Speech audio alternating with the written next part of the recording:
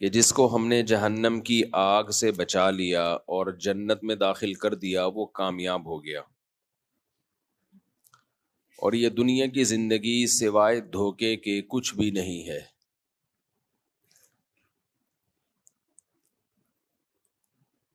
وَمَا الْحَيَاةُ الدُّنْيَا إِلَّا مَتَاعُ الْغُرُورِ، غرور عربی میں دھوکے کو کہتے ہیں، اردو میں غرور تکبر کو کہتے ہیں نا، غرور ہے، اس کو بڑا غرور ہے۔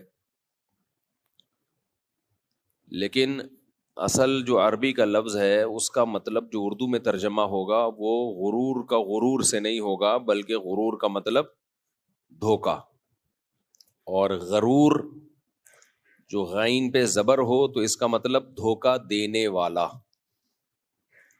اور یہ مبالغے کا صیغہ ہے تو اس کا مطلب بہت زیادہ دھوکا دینے والا۔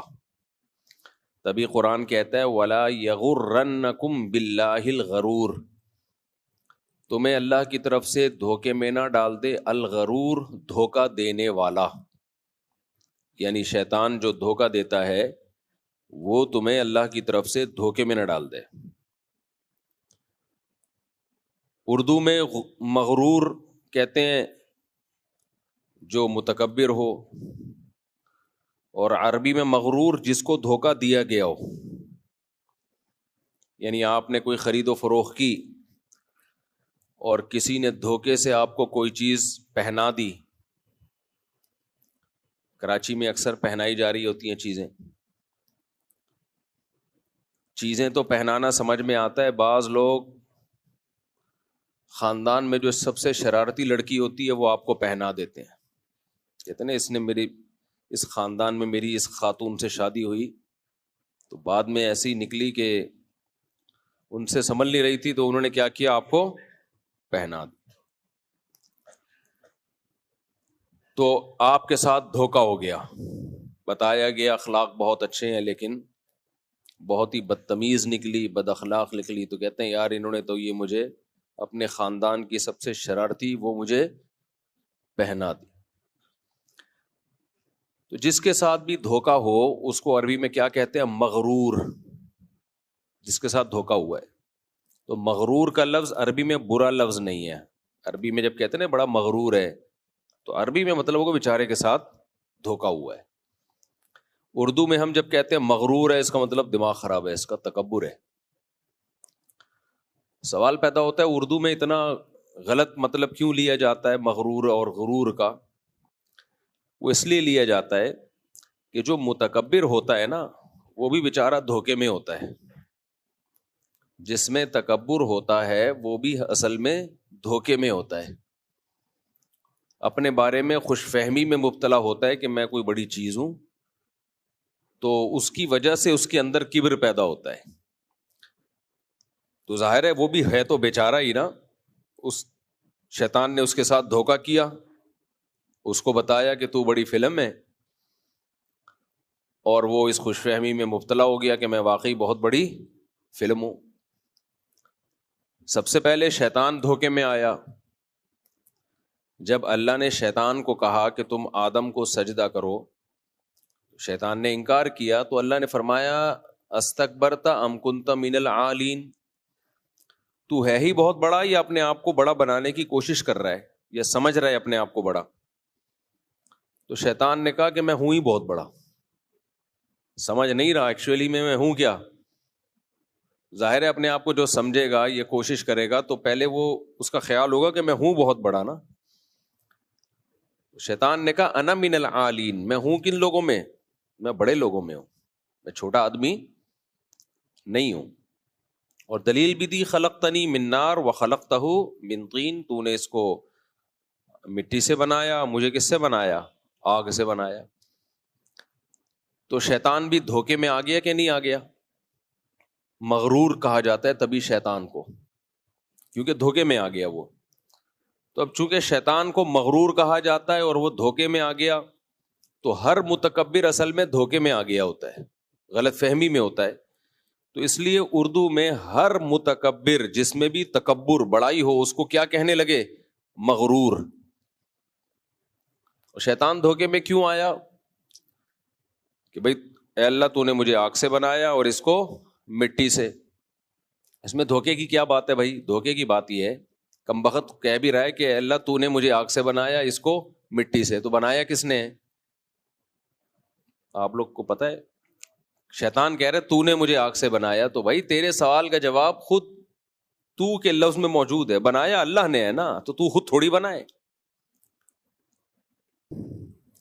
تو شیطان سے جب کہا استکبرتا ام کنتا من العالین، کیا تو نے تکبر کیا ہے یا تو ہے ہی بہت بڑا؟ تو شیطان نے جو دلیل دی اس میں یہ بتایا کہ ایکچولی میں ہوں کیا؟ میں بہت بڑا ہوں۔ اللہ کو بتا رہا ہے، کس کو سمجھا رہا ہے؟ اللہ۔ ہم شیطان کو برا بلا کہتے ہیں، لیکن حقیقت میں ہم بھی اللہ کو سمجھا رہے ہوتے ہیں اصل میں اپنے عمل سے۔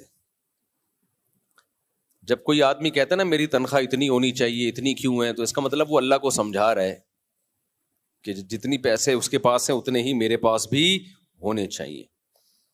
جو بھی تقدیر پہ راضی نہیں ہے نا، اس کا مطلب ہے وہ اللہ کو سمجھا رہا ہے۔ مشرکین مکہ یہ کہا کرتے تھے کہ یہ نبوت محمد صلی اللہ علیہ وسلم کو کیوں ملی ہے؟ آپ تو یتیم تھے۔ لولا انزل هذا القرآن على رجل من القریتین عظیم، طائف اور مکہ میں ایک فلاں شخص ہے، وہ بہت مالدار ہے، عرب کا سردار ہے، اس کو کیوں نہیں ملی نبوت؟ اللہ کو لیڈر بنانا تھا، قائد بنانا تھا، اس کو دیتا۔ تو قرآن نے کیا جواب میں کہا؟ اہم یقسمون رحمت ربک، پیسہ جو ہے نا وہ کم درجے کی چیز ہے، نبوت پیسہ بڑا ہے یا نبوت بڑی ہے؟ نبوت۔ اللہ نے کہا کہ پیسہ یہ نبوت سے بہت کم درجے کی نعمت ہے، یہ میری مرضی سے ملتا ہے، یہ تمہارے مشوروں سے نہیں میں دیتا کہ اس کو کم ملے اس کو زیادہ ملے۔ اگر ہمارے مشوروں سے اللہ پیسہ بانٹتا تو ہم چاہتے کہ ہمارے سیاست دانوں کو ملے، ہے بھائی؟ کبھی بھی نہیں جاتے، ہم کہتے یار یہ ہماری جگہ ہو جائیں، ہم ان کی جگہ ہو جائیں۔ تو اللہ کہتے ہیں پیسہ جو بہت کم درجے کی چیز ہے، تم چاہتے ہو اس کو ملے اس کو نہ ملے، لیکن وہ میری مرضی پہ ملتا ہے۔ تم نہیں جس کو چاہ رہے ہوتے اس کو میں دے رہا ہوتا ہوں، جس کو تم چاہ رہے ہوتے اس کو نہیں دے رہا ہوتا میں، اور کبھی دے بھی دیتا ہوں، میری مرضی ہے۔ تو نبوت تو اس سے اوپر کی چیز ہے، تو وہ تمہاری مرضی سے کیسے ملے گی کہ اللہ کو تم مشورہ دے رہے ہو کہ وہ طائف اور مکہ میں فلاں بڑا سردار ہے اس کو ملے، نبی صلی اللہ علیہ وسلم کو نہ ملے؟ تو یہ ہماری مرضی پہ ہوگا، یہ تمہاری مرضی پہ نہیں ہوگا۔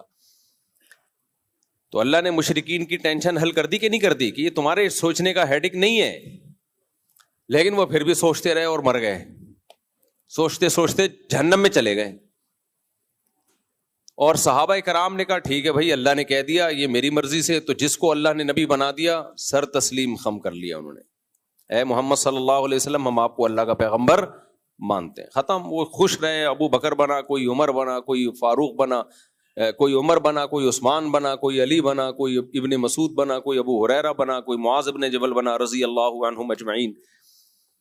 اور جو مخالفت کرتے رہے وہ تقدیر پہ راضی نہیں تھے، ان کی ایسی کی تیسی ہوگی، نہ دنیا میں سکون ملا نہ آخرت میں۔ تو یہ تقدیر کا عقیدہ بڑا خاندانی عقیدہ اللہ نے ہمیں دیا بھائی، اور اللہ نے اس کی وجہ بتائی ہے کہ یہ میں نے اس لیے تمہیں دیا تاکہ ٹینشن ختم ہو تمہاری۔ ٹینشن صرف نیند کی گولیوں سے ختم نہیں ہوتی، نیند کی گولیاں کھا کے سو گے، جب اٹھو گے تو پھر وہی خیالات آئیں گے نا، تو خیالات پہ کون روک سکتا ہے بھائی؟ تھوڑی سا ریلیکس ہو جاتا ہے آدمی، جو غیر اختیاری طور پہ دماغ ادھر ادھر چل رہا ہوتا ہے وہ تھوڑا سا سیٹ ہو جاتا ہے، ورنہ جب پھر وہی خیال آئیں گے تو وہی انزائٹی، وہی ڈپریشن۔ تو اس کا حل اللہ نے کیا بتایا؟ اپنی طرف سے نہیں کہہ رہا بھائی، 28ویں پارے میں فرمائے لِكَيْ لَا تَأْسَوْا عَلَىٰ مَا فَاتَكُمْ وَلَا تَفْرَحُوا بِمَا آتَاكُمْ۔ ہم نے تمہیں تقدیر کا عقیدہ اس لیے بتایا ہے کہ جب تمہیں کوئی نعمت ملا کرے اترایا نہ کرو، خوش ہوا کرو، اترایا مت کرو۔ کیوں؟ یہ سوچ کے کہ یہ اللہ نے لکھی تھی، تو یہ دی کس نے ہے؟ اللہ نے۔ تو جب اللہ نے ایک نعمت دی ہے تو اترانا کیسا بھائی؟ تو جب آدمی سوچتا ہے، قرآن کہتا ہے لِكَيْ لَا تَأْسَوْا عَلَىٰ مَا فَاتَكُمْ، جو نعمت تم سے چھن جائے اس پہ افسوس مت کرو۔ افسوس کا مطلب یہ کہ غم میں مت جاؤ بھائی، اللہ نے نہیں دینی تھی نہیں دی، ہر ایک کو ہر چیز نہیں ملتی۔ وَلَا تَفْرَحُوا بِمَا آتَاكُمْ، اور جو نعمت ملی ہے اس پہ اتراؤ مت، بلکہ یہ سمجھو کہ کس کی دین ہے؟ یہ بولو، یہ خدا کی دین ہے، یہ اللہ کی دین ہے. جب اللہ نے دی ہے تو بھکاری بھیک پہ اتراتا تھوڑی ہے، شکر ادا کرتا ہے. کسی فقیر کو سوٹ ٹائی پہنا دیا آپ نے، نہلا دھلا کے سروس کروا کے اس کو آپ نے سوٹ ٹائی پہنا دیا اور ایک اچھا سا موبائل اس کی جیب میں ڈال دیا، تو وہ اکڑ کے چلے گا؟ اس کو پتا ہے، محلے والوں کو پتا ہے میں بھکاری تھا، میرے پاس گٹکے خریدنے کے پیسے نہیں ہوتے تھے اور اس نے مجھے کتنا پروٹوکول دیا. تو وہ اترائے گا نہیں، شرم سے گڑ جائے گا زمین میں کہ میں کہاں اس قابل، بھائی میں تو دھوتی بنیان میں گھومنے والا، تو میں کہاں اس قابل. تو اب شیطان کو مغرور کیوں کہا جاتا ہے؟ اس لیے کہ وہ دھوکے میں آ گیا اور کہنے لگا اے اللہ تو نے مجھے آگ سے بنایا اور اس کو مٹی سے. اب دھوکا کہاں سے ہو رہا ہے بھائی؟ تیری بات کا جواب تیری اسی بات میں موجود ہے کہ بنایا کس نے؟ اللہ نے. تو اللہ نے بنایا تو وہی اللہ تجھے کہہ رہا ہے نا سجدہ کر لے، خود سے تھوڑی بنائے تو. اگر آگ سے بننا کوئی نعمت ہے بالفرض تو یہ نعمت دی کس نے ہے؟ اللہ نے دی ہے، تجھے بھیک میں ملی ہے تو اپنی تھوڑی ہے، تو اترا کس بات پہ رہا ہے؟ آپ کے ابا نے آپ کو ایک موبائل دیا اور بولا یہ چھوٹے بھائی کو گفٹ دے دو، آپ کہہ رہے ہو میرا موبائل میرا موبائل. ابا کہے گا تیرا کہاں سے ہے، ابھی میں نے تجھے دیا ہے. تو ایک دھوکا تو شیطان کو یہ ہوا کہ وہ یہ آگ سے بننے کے پروسیس کو دیکھ رہا ہے اور خود بول بھی رہا ہے کہ تو نے بنایا، اس کے باوجود اس کی کھوپڑی کام نہیں کر رہی. دوسری اس کو گڑبڑ یہ ہوئی جو آج کل ایتھیس لوگوں کو ان کو بھی اسی بات سے دھوکا ہوتا ہے. یہ ملحد اور ایتھیس لوگ خدا کا انکار کرتے ہوئے کہتے ہیں کہ یہ کائنات اتنی بڑی ہے اور اس میں یہ زمین ایک بہت ہی چھوٹا سا ذرے کا ذرہ بھی نہیں ہے، یہ اتنی بڑی کائنات ہے اور اس میں یہ ایک انسان ایک بہت چھوٹی سی مخلوق ہے. تو یہ جو قرآن کہتا ہے اور اسلام کہتا ہے کہ یہ پوری کائنات انسان کے لیے اور یہ سب انسان کے لیے مسخر کیا ہم نے، اور تو کہتے ہیں جو خدا بنانے والا ہے وہ اتنی پدی سی مخلوق کو اتنا پروٹوکول کیوں دے رہا ہے بھائی؟ سمجھ میں آ رہی ہے بات؟ یعنی اس کی مثال ایسے ہے کہ آپ نے گھر میں بلایا مہمانوں کو، بہت سارے مہمان آئے، آپ کھانا کھلا رہے ہو چیونٹیوں کو، ٹھیک ہے نا، بڑے بڑے قد کے لوگ بیٹھے ہوئے تھے آپ کے سامنے، آپ نے چیونٹیوں کے لیے دسترخوان لگایا. لوگ بولیں گے بھائی یہ اتنی حقیر فقیر ناچیز سی مخلوق کو تم اتنا پروٹوکول کیوں دے رہے ہو؟ تو کہتے ہیں یہ کائنات میں انسان کی کوئی 2% کی حیثیت نہیں ہے. اتنی بڑی کائنات، سورج ہم سے کتنے لاکھ گنا بڑا، پھر وہ کہکشائیں اور پھر ایک کہکشاں اور ایک دوسری گلیکسی کے درمیان فاصلہ کتنا ہے، پھر وہ اس میں یہ تو ایک ذرہ بھی نہیں ہے، ذرہ بھی زیادہ ہے کہنا. تو اس کا جواب بھی وہی ہے جو شیطان کو جواب، اگر بھی شیطان سے ملاقات ہوئی تو میں اس کو بھی سمجھاؤں گا کہ تو جو غلط فہمی میں آیا نا، ویسے تو سمجھ گیا ہوگا، اس کے اچھے بھی سمجھ گئے ہوں گے، ابھی نہیں سمجھے تو جہنم میں تو سمجھ ہی جائے گا. تو اس کو غلط فہمی ہو رہی ہے کہ میں کس چیز سے بناؤں، اس سے غلط فہمی ہو رہی ہے. تو ملحد کو بھی اس سے غلط فہمی ہوتی ہے کہ ہمارا سائز اس کائنات میں بہت چھوٹا اور ہم ایک مٹی سے بنی ہوئی مخلوق ہیں، تو کیوں خدا اتنا پروٹوکول ہمیں دے رہا ہے، کہہ رہا ہے پیغمبر بھیج رہا ہوں تمہارے لیے، آسمانی کتابیں نازل کر رہا ہوں، وَسَخَّرَ لَكُم مَّا فِي السَّمَاوَاتِ وَمَا فِي الْأَرْضِ، جو کچھ آسمانوں میں زمین میں سب کا سب میں نے کس کے لیے؟ تمہارے لیے بنایا.